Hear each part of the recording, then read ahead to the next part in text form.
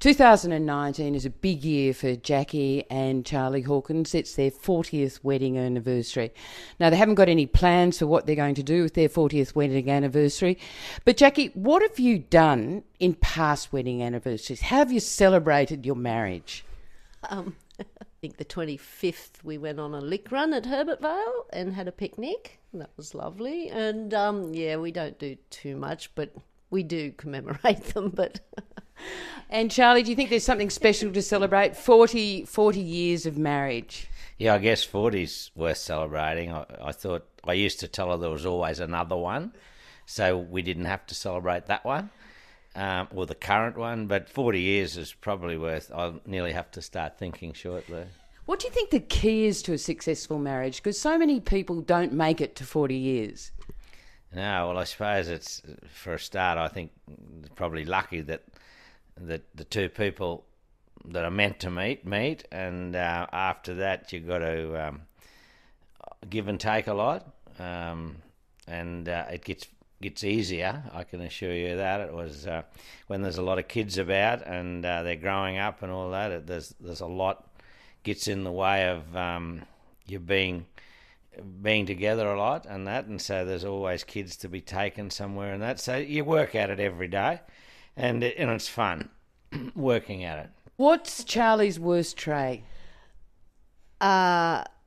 Patience. I was just telling my granddaughter yesterday that Chappie doesn't really know what the meaning of patience is. So, but he hasn't improved. I'm sorry, he still hasn't got any patience. So. He's good. What's his best trait? His best trait. He's never ever has really negative thoughts. He's always on top of things and that. He gets as the kids will know, he can get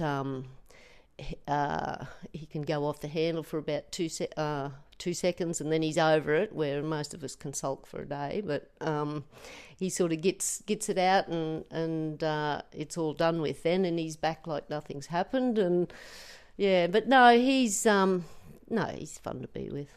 We have our moments. And what's Jackie's worst trait, Charlie? We must, timetables must keep very prompt, be on time, and yeah, so that's good, because I was probably brought up a little bit.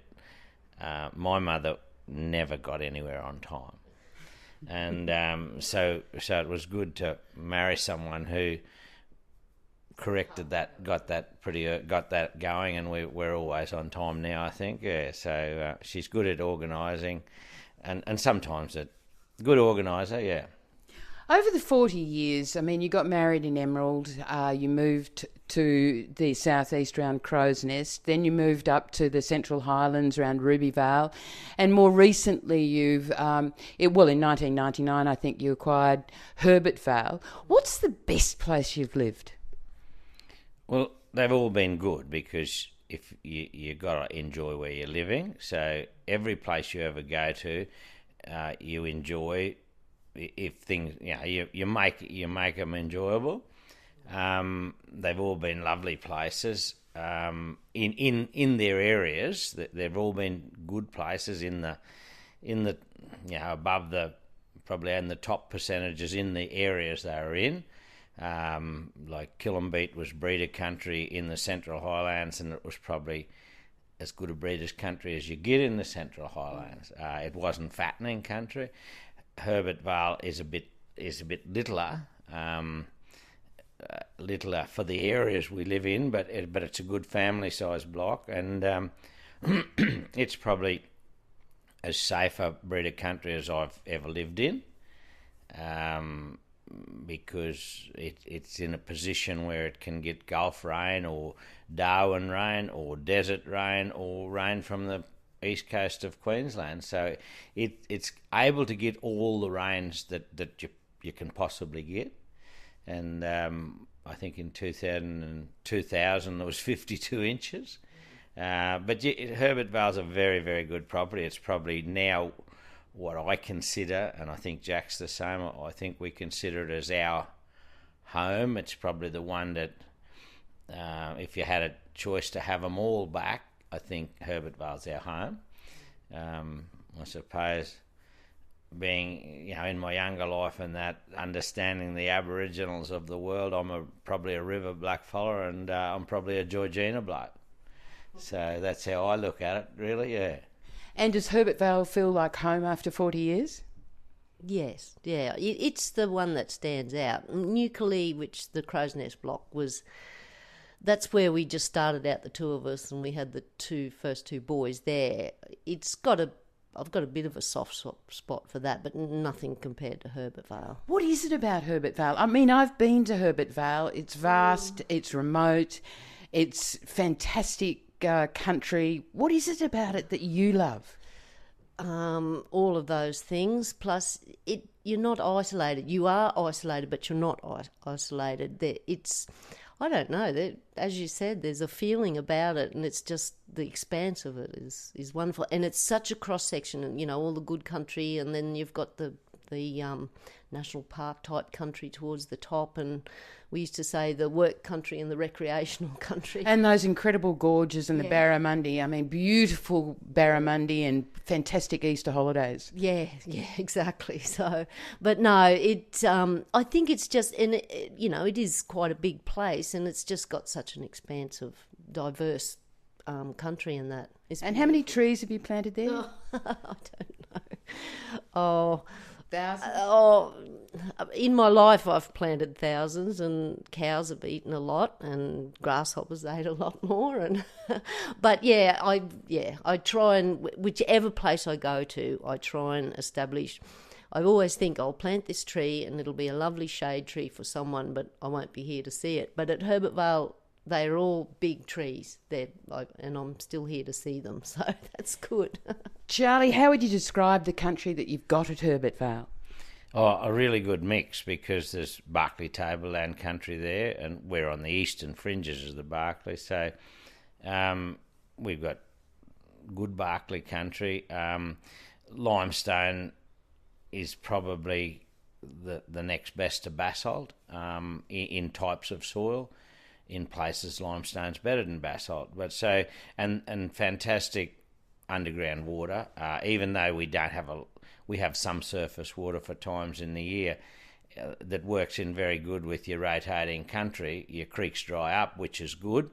When they dry up, they don't get boggy, which is another good thing. So your cows can sip away until they're completely dry, and then they must go back to the bores. So you get good rotation out of your country, and you can put a bore down. If you want a bore on this spot, we'll put it down there, and you will get somewhere between 3,000 and 8,000 gallons an hour at about 96 metres, and it's as sure as that. We've never failed with a bore, and we were told on that eastern Barkly side, that's a bit like that. Rocklands and Avon are similar to that. You go west across the Barkly, and a lot of the water becomes a bit more brackish than that.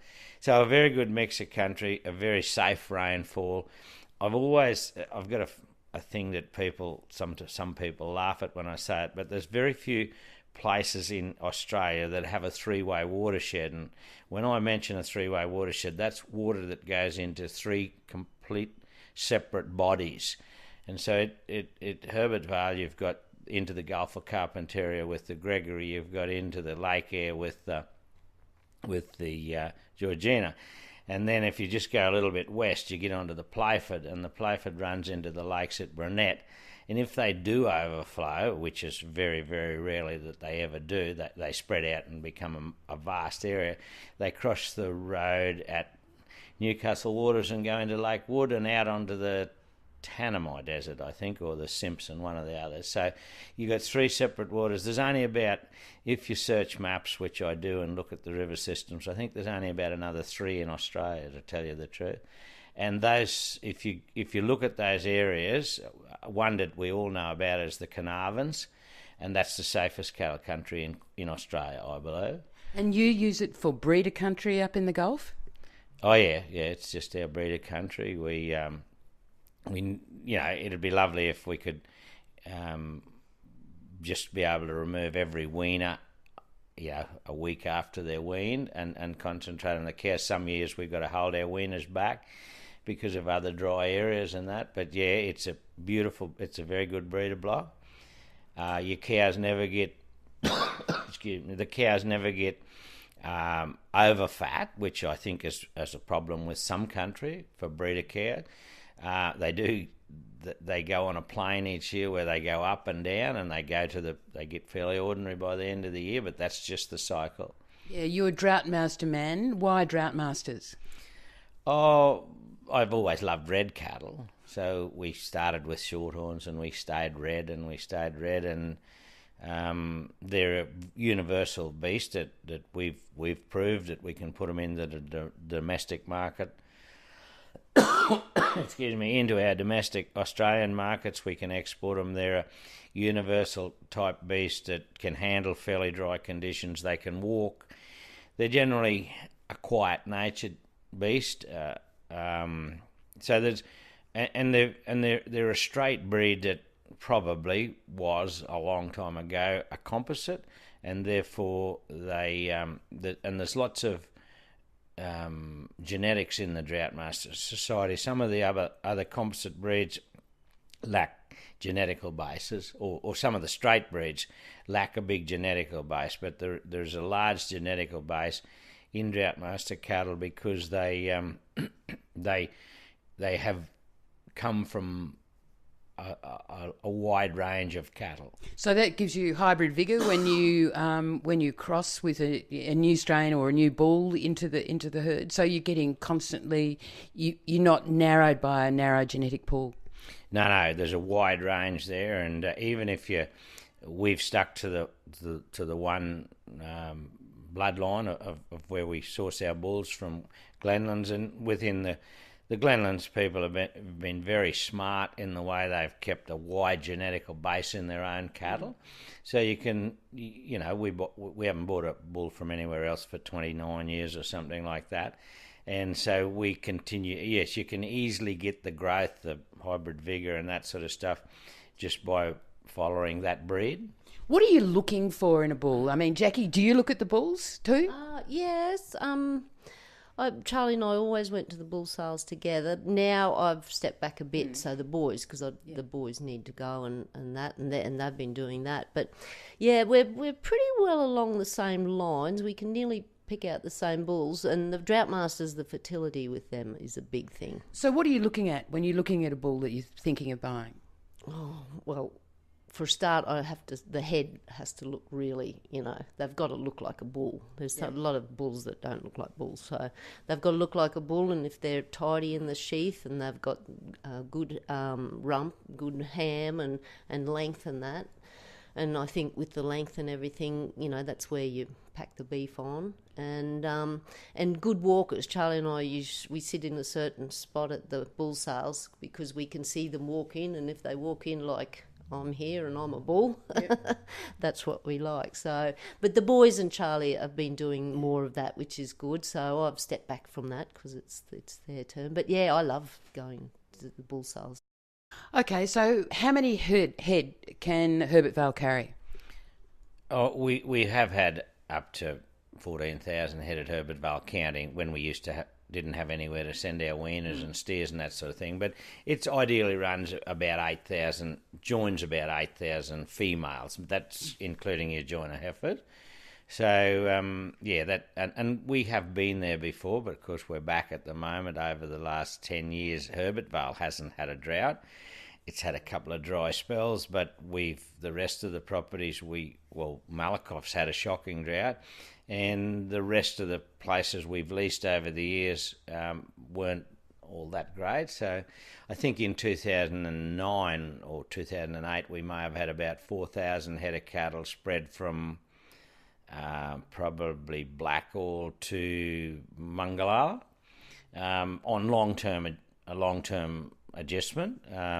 None of them ever returned home. They were always young cattle going somewhere, and that was good. And after that, we bought Malakoff and had a few really good years, and then ran into a bad run of years. So, it'd be lovely to get back to consistent wets throughout Australia. Okay, what would be a perfect season for you? If you could paint me a picture of a perfect season for you over a period of a year. Yeah, well, you probably start if you can get a early storm in late October and November, so they're lovely. Those storms need to follow up a bit, so you need probably a month sort of period of storms so that your cattle aren't continuously walking to the next green peak.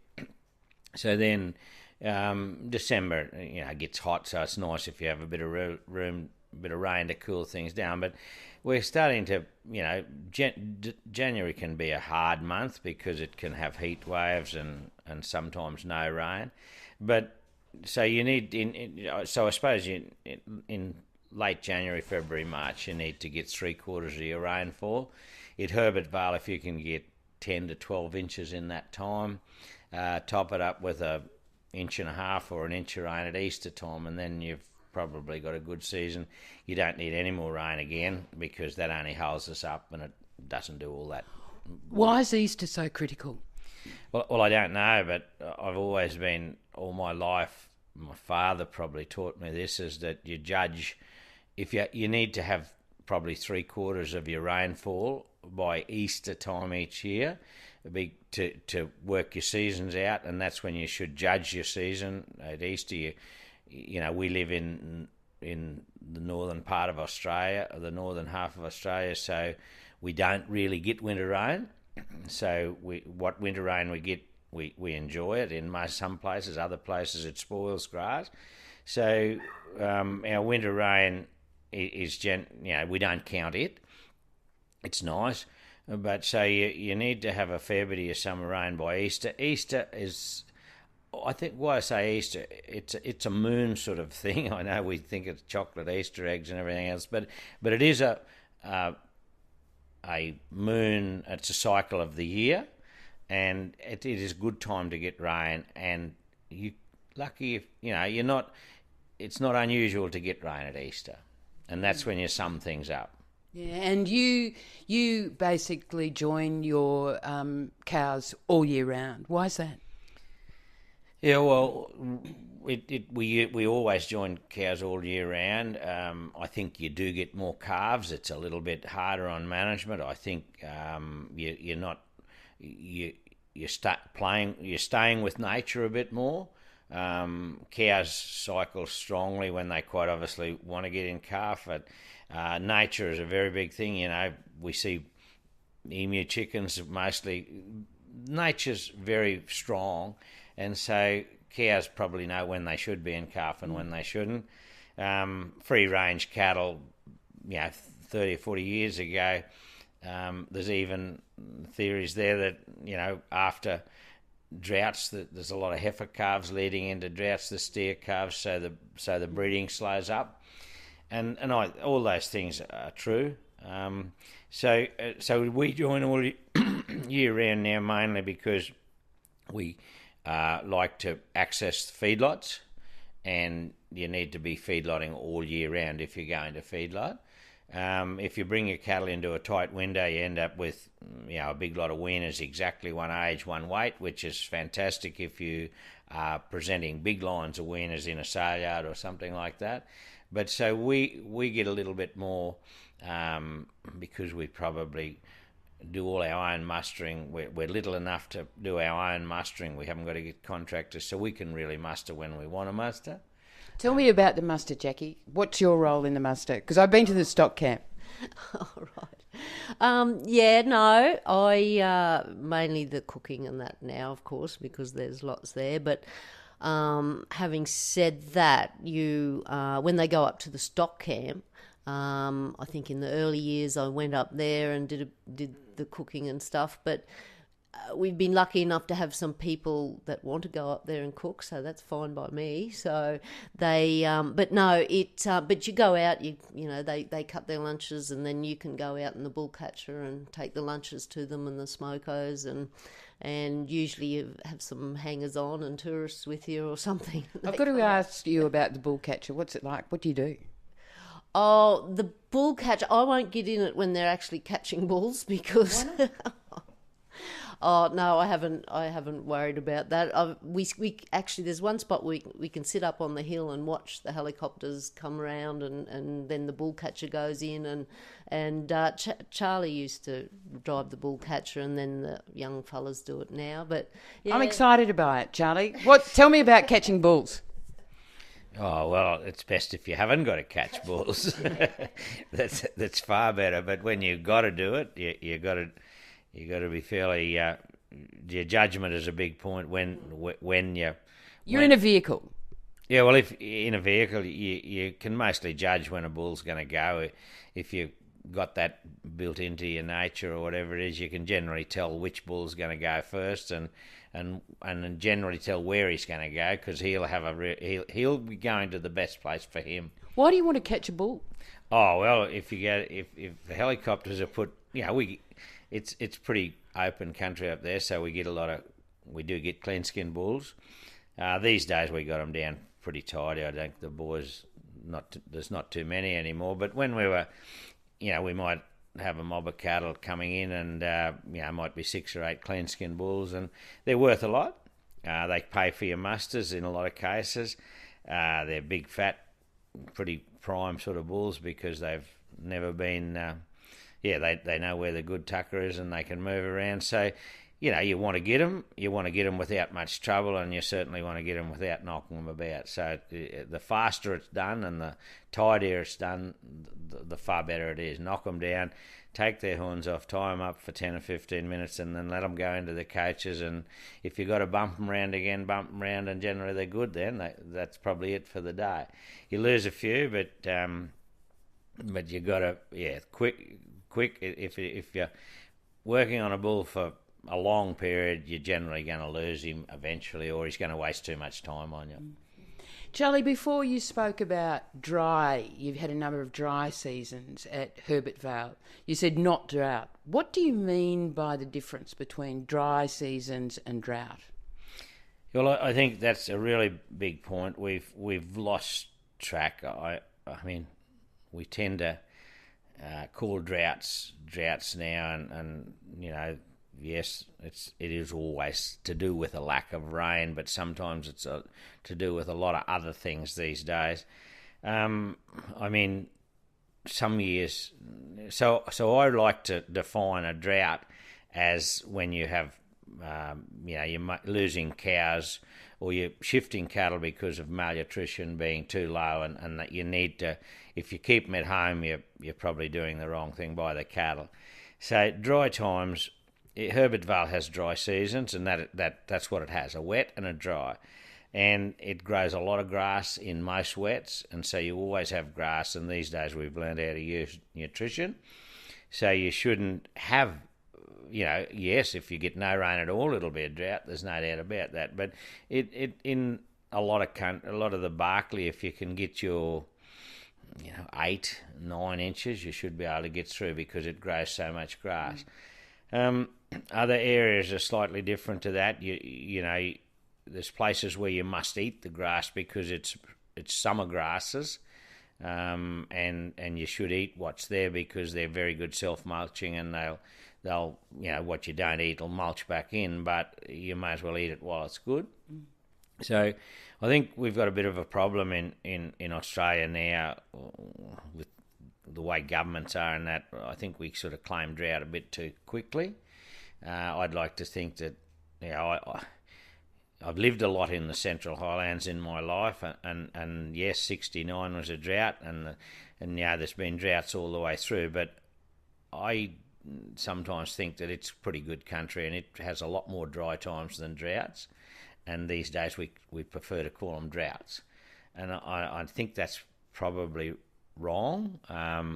So dry times, good managers get through dry times, and most people get through dry time, and droughts are sometimes our own. We sometimes make our own droughts. When do you major muster and then send them off to the feedlot? I try to do a muster around just after Easter, and you brand those. If you've had a few storms late in the year, well then you can do, and it's a bit cooler and that, you can do an odd paddock and brand the calves up. But sometimes you get to that first round muster in April, May, and the calves are all clean skins and they're big enough to wean, so you wean clean skin weaners, and that's a bit of a pity. That's something we're all trying to do better at that. So the calves, it's better to brand the calves and let them heal on their mothers, of course, because their mothers help them heal. But sometimes you can't do that, so you have the clean skin weaners and you've got to handle them. And we send our clean skin, or we send our weaners hopefully down to Malakoff. And That's your own feedlot down in central Queensland? No, that's the property we got at south of Hughenden. And so we try to send them there. When it's dry, you've got to go straight past. And we've had a long lease period in the Central Highlands with backgrounding properties and feedlots. And that was all got us through a lot of the dry years and taught us a lot about feeding cattle. We had a contract with Coles that was very successful. We know now our cattle can do that. We sort of fell out of that market because we lost the ability to release the properties we had. So we're sort of marking time at the moment, but we know how to go back to that. We know we can go back to that. So we don't consider the live export as our market. We take our cattle into the southern part of the state, and we compete well enough with the cattle that are down there. So and you don't have the same pattern every year. You've got to change your patterns, of course. But we've fed cattle for many and many a year. We had a lovely little feedlot at Killambeat, and we believe that acre feedlot was the best acre on Killambeat, and that's where we started the idea of feeding cattle, and we've never not stopped feeding. Probably fed in 10 different feedlots in our life, and always believe it's been successful. So yeah, we're big believers in feedlot, and I'd one day hope to have our own feedlot again. This rather than lease one, we hope to own one day. Yeah.